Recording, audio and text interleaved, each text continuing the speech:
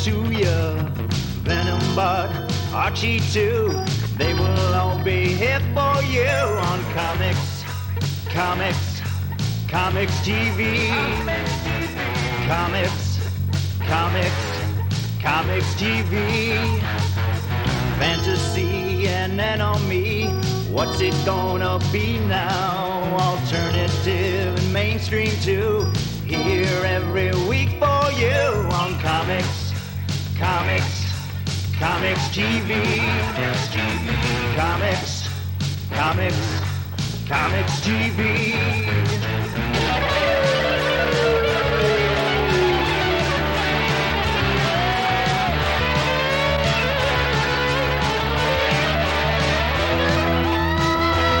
Hi, welcome to another Saturday episode of COMX TV, your weekly guide to the world of comic books. I'm Mike Rizzo. And I'm Steve Przybyla. And each and every week we bring the latest comic book news, reviews, and interviews with the stars. Today's show is dedicated to anybody who installed Microsoft Windows 95 in one time. We salute you! Because I couldn't do it. So let's kick off today's show with Steve and the mainstream reviews. Well, thank you very much, Mikey boy. Mm-hmm. Okay.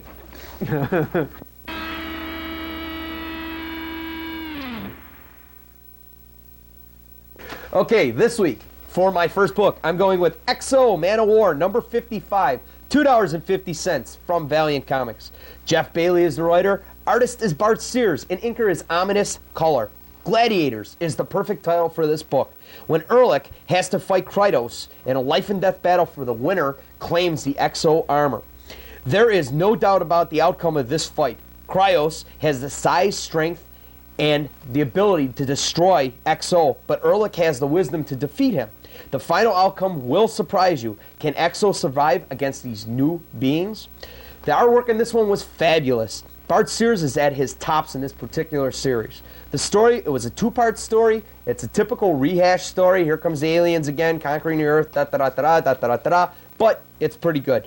Collectability? Probably not, only to Bart Sears fans. Rating from 1 to 10, 8 for art, 0.2 for the story. I give it an 8.2 on the CTV scale. For my second book this week, I'm going with Solar, Man of the Atom, number 56, $2.50 from Valiant Comics again. Writer is Anthony Bedhard. Artist is Aaron Capresti, and inker is Dick Giordano. Jailbreak. Solar fights a new monster called Black Star, which is a Chinese experiment gone wrong. And until Solar finds out the truth about this, he considers Black Star a very deadly enemy. The art in this one was excellent. First couple pages really grab you, pulls you into the book, definitely wants you to read it. Story, not a typical Valiant story. It actually has a meaning to it and an actual point at the end of the book. Pretty good. Collectability, not really, as in most of the Valiant books, they're really not that collectible. Rating from 1 through 10, I gave this one a 6.3 on a CTV scale. And my final book this week, Eternal Warrior, number 48, $2.50 from Valiant. Again, writer is John Ostrander. Art is Jackson Gleiss, and inker is Steve Montano. Beware false prophets. Gil Abrams is having a bad day. After claiming to be the Mahabhasatam, which is an Islamic prophet that cannot die, he is put to the test. If he survives, he can rightfully claim he is it. The art in this one was fabulous. This is a collector's item issue. The cover just grabs you from the second you look at it. You definitely want to pick it up, but make sure when you pick it up, somebody doesn't spill coffee on it. The story was good, kept you in suspense, wanting to read the final parts. It was a two-part story. Collectability, yes, this is definitely a collectible book. Pick this one up if you can find it. On a rating from 1 to 10, I gave this one a 9.2 on the CTV scale. And that's it for the mainstream review this week. And we'll be back right after this.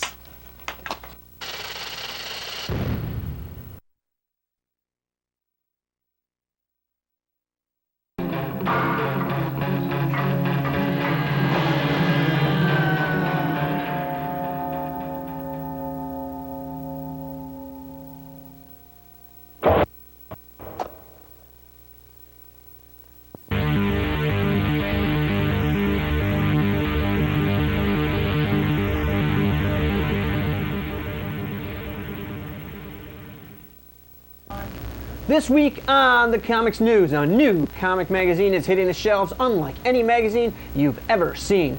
Christian Comics and Games magazine is a unique new magazine that highlights comics, creators, and games that all deal with Christianity. I've never seen any product like this. Nate Butler is the genius, if you may, behind this project. As he says in the intro, is there enough product out there to fill an entire magazine on a regular basis? Well, according to him, there is. Did you know that there are card games, video games, comics, bottle caps, all with religious twists to them? Neither did we. The magazine itself is put together pretty nicely, glossy paper stock, how-to sections, interviews, and more. If you are a fan of religious-themed material, contact the Nate Butler Studio at CHRI.com on America Online or 105-024, 2274 on CompuServe. Aeon Comics is releasing a new comic by Susan Catherine and Graham Higgins entitled 610 by the Schoolyard. Who can say what happened at 610 by the Schoolyard? And who is to say if it was legal? If it was necessary? Did it even happen? After all, what we are at war in wars. People do strange things. People declare their alliances. People betray their countries. People die. Who's to say? Whose fault is it? Who's to know? Who cares? Ty is a 24-page book reminiscing the death of an unmourned, a very haunting sounding book. Catherine's previous work includes The Collected Overheard at America's Lunch Counters by St. Martin's Press. Higgins' art has appeared in Doom Patrol and X-Men 2099. Look for this $1.99 comic in December. September 27th saw the release of Skybox Master Series Creators Edition trading cards. The 90-card set features original, never-before-seen artwork created exclusively for this set. The legendary talents behind this series are Julie Bell, Brom, Dave Dorman, Dave McKean, and Brian Stelfreeze, all of whom provided the best work of their career for this series. The artwork from the cards is the basics for a November releasing CD-ROM game from Skybox called Skyborg. Into the Vortex, the first CD-ROM game ever to be linked to the set of trading cards. In the Skybox game, players travel through 9 different worlds and use weapons and powers from the creators' Master Series characters to defeat a bad guy. Some cards contain secret codes that unlock ways to succeed in the Skyborg game. The $29.95 game will hit the stores in November, just in time for the holiday season, and spend lots of money for Christmas.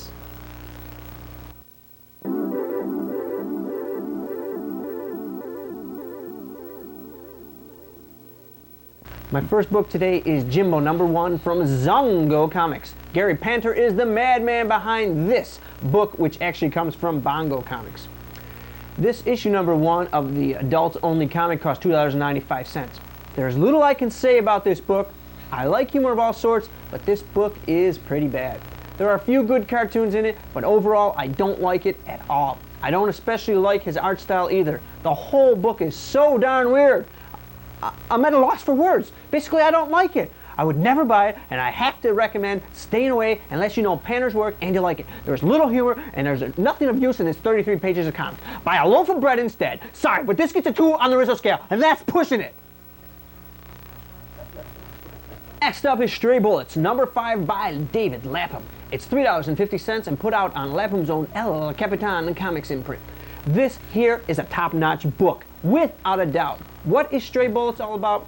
It is a complex story. The first few issues start to meld together in this issue, with certain characters tying the stories together. In this issue, a kid named Orson witnesses a hit and run. He meets Rose on the street. She turns out to be a twisted woman playing games with his mind. He ends up at a party with her where he recognizes the hit and run driver. Lapham's storytelling and artwork are top-notch. He can weave you into the plot very quickly. This book is great. One of the very few I look forward to reading on a regular basis. Stray Bullets by David Lapham gets a 9 on the COMX-TV Rizzo Rocket comic book scale. A bit expensive, but worth every penny, leaving you wanting more. Next, I have Minimum Wage, Book 1, by Bob Fingerman, creator of White Like She, another great story. This is a $9.95 book containing 76 pages, and it's published by Fantagraphics Books. This is a semi-autobiographical comic. It stars Rob, an artist working for Pork, a porno magazine, and he also does some kiddie satire on the side. Sylvia, his girlfriend, and Jack, his roommate. They experience a weird assortment of happenings that affect each of their lives. When Rob decides to move in with Sylvia, Jack gets just a bit upset. This is a fun adult comic. There's plenty of adult situations and language to make most adult comic readers happy. Fingerman's art is great, very cartoony, accentuated movement and expression. His story is funny and different. I like this book. It's a change from the norm, sort of reminiscent of Peep Show. Fingerman is making a regular comic book series beginning this month, October, so look for it. Minimum Wage Book 1 scores a big 8.5 on the Rizzo comic scale. My aunt had to resort to a coat hanger for abortion. When I think about all the positive things that I've been able to do with my life, I think about how different my life would be if I hadn't had the option to choose a safe and legal abortion when I was a teenager. My mother and my father wanted me so desperately and had very few doubts about their ability to care for me, and I just think that every baby in the next generation should be given the same chance at the start. Pro-choice is pro-life.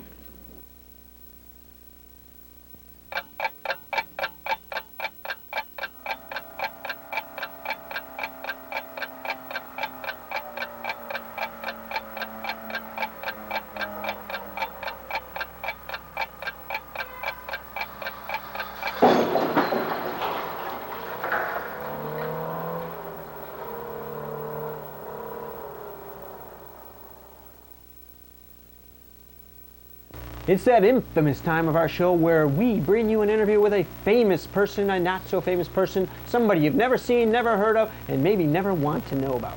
But today we have Joe Monks from Night Cry and the Cry for Dawn fame.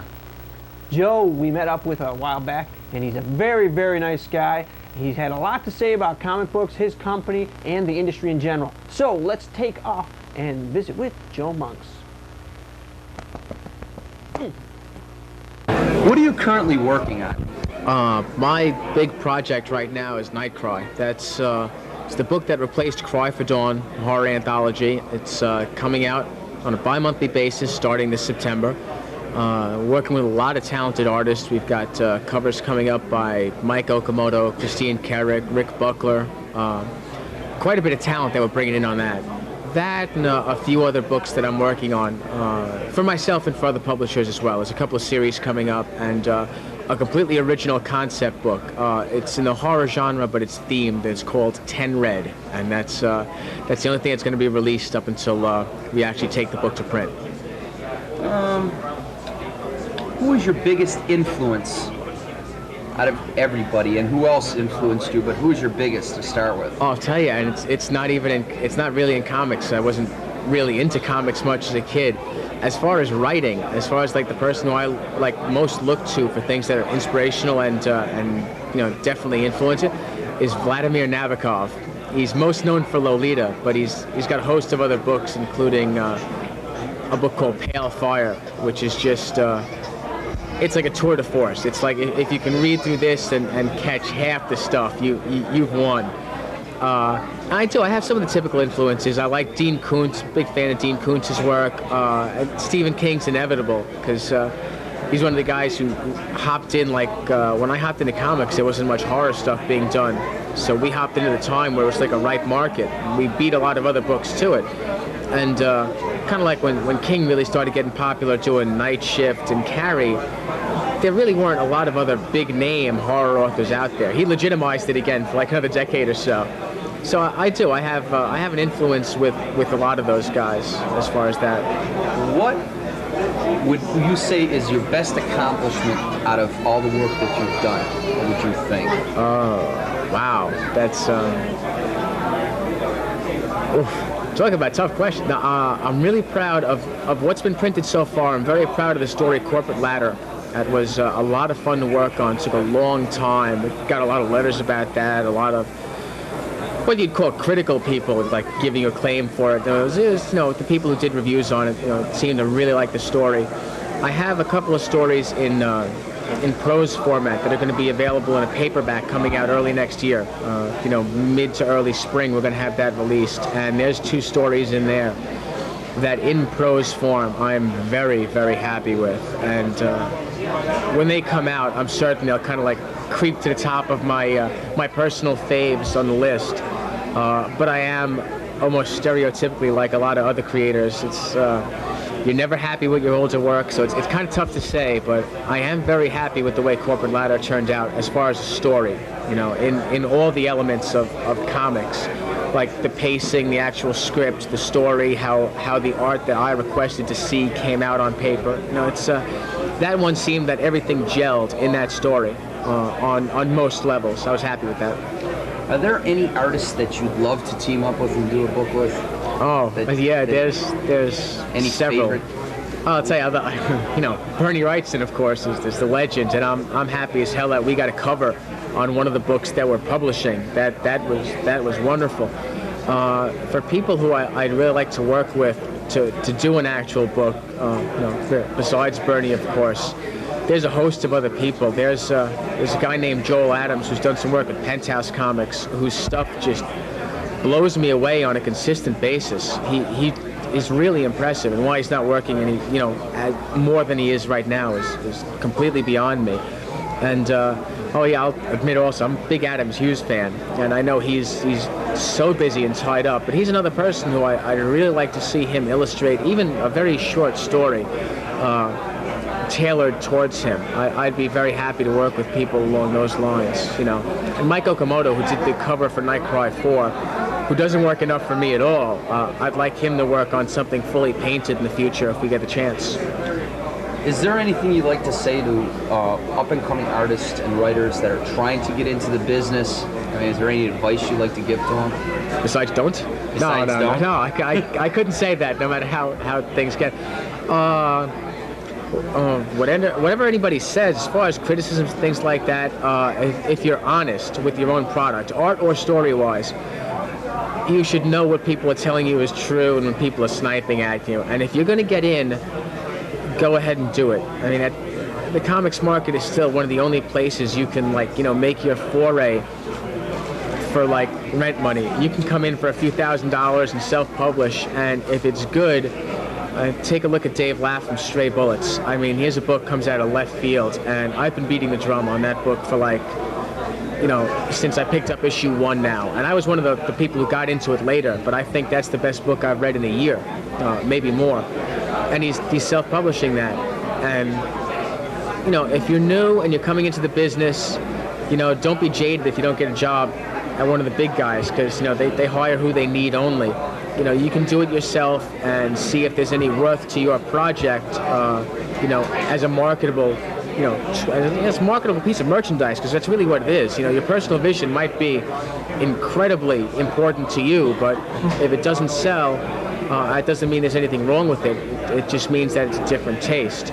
I would tell people, go ahead. If you've got a dream for this, chase it now, because you can, and it's not going to cost you hundreds of thousands. It's not like the record business or movies where you have to get a break. You can do this on your own. Yeah. Okay, thank you very much. I appreciate it. Time for some quick review comics. Skip Williamson's Naked Hostility, a big collection of comics, cartoons, and other assorted stuff. It's a pretty interesting comic. If you like weird comics, sex, and adult humor stories, these might amuse you. In that same vein, literally, I have Penthouse, Men's Adventure Comics #1, the ultimate in men's adventure porno comics, featuring the late George Caragone as writer on all the stories. Cool variety of vampire, western, and assorted stories, adult only. The Books of Magic, Bindings by Neil Gaiman. This is an excellent trade paperback. The story is great, worth picking up if you don't already own it. More adult comics this week as we clean out the closet. Sabina, Mistress of Escapes #2 from Eros Comics. Interesting adult-only story involving a little tying up and some other interesting stuff. Bizarre Fantasy #0, more adult stuff, or more good stuff, not adult, from Steve Busteye. Aliens, Women, and Tough Spacemen. A nice book, it's worthy of looking for. That's it for some quick reviews, and that's it for Comics TV this week. We hope you enjoyed today's show. Brought you a lot of good stuff, bringing you all the information and news from around the world of comic books. Yes, and as we say each and every week, when you patronize that local store to buy them books that me and Michael talked about today, tell them you've seen it on COMX-TV. See ya. Thanks for watching, and write to us if you heard the worst. Yes, or you'd like to see Mike again in his dress. If you'd like to see my dress.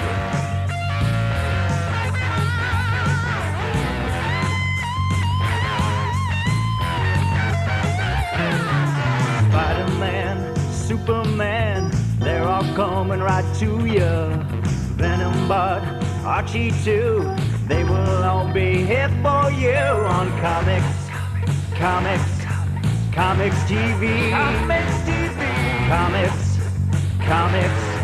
COMX-TV. Fantasy and enemy, what's it gonna be now? Alternative and mainstream too, here every week for you on COMX-TV.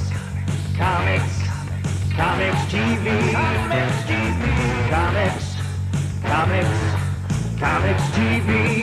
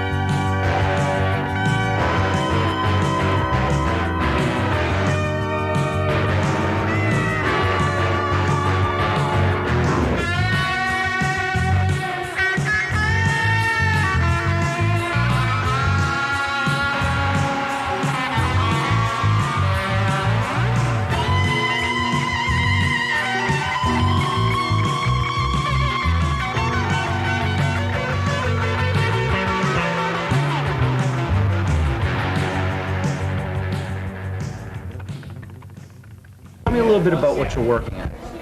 Well, the stuff that's currently coming out, the highlights are a couple of miniseries from Image Comics, Eric Larson's highbrow entertainment division of Image. We have a miniseries called Star and a miniseries called Super Patriot. It's the second Super Patriot miniseries. We dialogue that over Keith Giffen's plots. For Eric, we also have an issue of Deadly Duo #4 coming out. We're talking to Extreme Studios about a couple of different projects. Not too much to talk about right now. We have a couple issues of Jurassic Park coming out, I think August through about November. We'll have some Jurassic Park issues. That's what we're doing right now. And we're mostly, other than that, just sort of talking around the industry, finding people who are interested, and really right now looking to get a regular series so that we can do something month after month in addition to these mini-series and fill-ins and so forth. Tell me a little bit about Stormquest. Stormquest is a lot of fun. There's a company in Kentucky. They, at the time, were going under the name of Sky Comics. They're now, most of what they're putting out, they're calling Night Press. But they had a group of characters they wanted to publish. They were being told they needed to do a kind of a mainstream superhero book. The retailers were saying, you know, you're doing a lot of different kinds of projects, but give us some superheroes. So they said, okay, we have this group, and they came to us and said, would you guys be interested in writing? And we looked it over and said, it looks like a lot of fun. Sure, we'll do it. And the basic idea there is to take something that kind of has a bit of an X-Men feel. It also has a Fantastic Four feel because it's a family, and it's a mother and a father and their two kids and kind of a boyfriend of the daughter, and you sort of build a few supporting characters into that. So it has a family feel, it has a bit of an X-Men feel, and you know, just a fun story. And basically what happens is they're archaeologists, they get this artifact, they accidentally destroy it and kind of destroy the fabric of time. They all get thrown through different parts of time, and then they all sort of have to figure out where they are and how they got there and somehow get back everyone together and get back home. And by the 6th issue, that's the point of the miniseries. And then if commercial response is there and if other opportunities present itself, we'll try and launch more stories once we've got through that miniseries. What do you think about Marvel and DC, what they're doing with the distribution? Well, I think it's a natural progression of the business. As a journalist, I covered the home video business, and I saw the powerful video companies trying to do similar things. They want more clout in the market. They want a higher percentage of the dollar being spent in the market. But what they're going to have to realize is that as they do this, they're going to alienate distributors, retailers, and readers, and they're going to rock the boat a little bit. And if they want to take a higher percentage of the dollar in the market, that dollar is going to come out of different people's pockets. And I think that that's what they're trying to do, and they're going to make some people unhappy. And I think 5 years from now, distribution will somehow resettle, and the comic books that are good and that people want are going to get into the stores and people are going to buy them. But for now, you have a distribution problem where some stores don't know how to get the books that they want, and some distributors can no longer handle certain books or are going to favor certain books over other books. It'll take time for it to sort out, but I think ultimately the only good thing for the business is for that pipeline to, as exactly as possible, let the books that people want to get on the shelf and to get bought. And the only books that don't get to that pipeline are the bad books that nobody wants. And until the pipeline starts resembling that process, then I think it's going to be counterproductive for everyone. Do you have any words of advice for up-and-coming writers or artists? I mean, should they stick with it? Do you think it's worth? Do you think the money's there, and do you think the talent is there? I mean, the talent coming up now compared to, let's say, the older talent. I really encourage everyone to get into it, but I also say that you've got to do it with passion. If you're sort of feeling like, well, I can't figure out another better way to make a living, so I might as well try comics, then find another way, because the only way to make it in the business is to have a passion and to need to do it so badly that you just can't do anything else because it's the thing you want to do so badly. And if you don't feel that deeply about it, there's lots of people who do, so it's going to be very hard to have enough luck and enough talent to overcome those people that are driven to do it. But if you've got that drive and it's what you want to do, get in there and work hard and be prepared to, be patient, be persistent, and it's a worthwhile business to get into. And we need, good young ideas and good young talent. And I think as often as not, the older people in the business find a lot of their inspiration, a lot of the excitement in the business from the new people who come in and, show us a way of doing it that we hadn't thought of before. So I love to see new people come in, and I'm hoping that, the people who really want to do it and really have talent, keep plugging away and get established. It's a tough time to get in. The business is shrinking right now because there are lower sales for a lot of people. So a lot of us established people are looking around and trying to get work. And if we come with credentials and there's a kid trying to break in who doesn't have credentials, we hope we have a bit of an advantage. So it's not the best time to break in, but don't let that discourage you. If it's what you want to do, take your time, lay the groundwork, learn the craft, and you can make a good living if you get a few breaks.